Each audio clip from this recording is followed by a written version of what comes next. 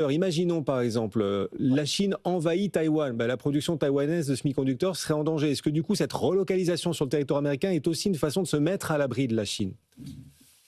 Oui, bien sûr, bien évidemment. Vous savez que c'est une chaîne de valeur absolument critique.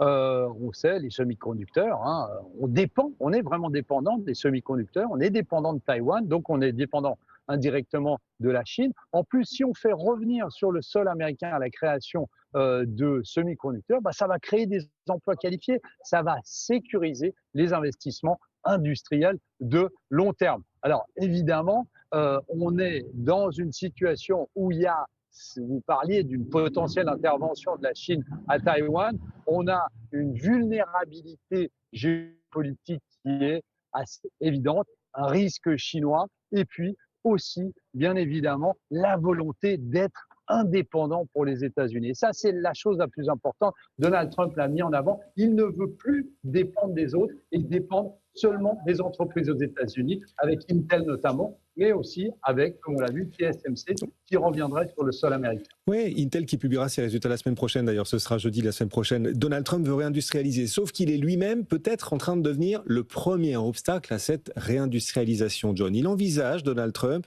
de faire supporter aux géants de la tech américaine, aux GAFAM, le prix du boom, de l'électricité. C'est-à-dire qu'on voit les prix de l'électricité beaucoup progresser. Donald Trump compte faire payer cela aux GAFAM.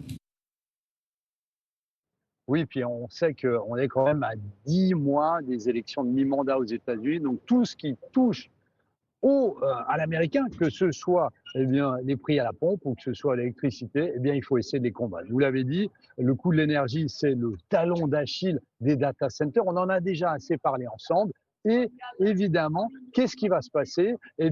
Si on fait payer aux grands groupes, aux gros groupes des data centers, ça va les pénaliser au niveau financier et aussi au niveau, comme vous l'avez dit, de la réindustrialisation. Et donc ici, on est dans une situation où certains projets pourraient être ralentis, reportés, redimensionnés, quelle que soit l'ambition politique affichée. Donc effectivement, il va falloir faire attention à ça.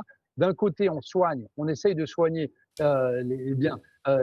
pour l'avancée pour les élections de mi-mandat. Et d'un autre côté, on est dans une situation où on pourrait avoir plusieurs projets qui sont tout simplement annulés.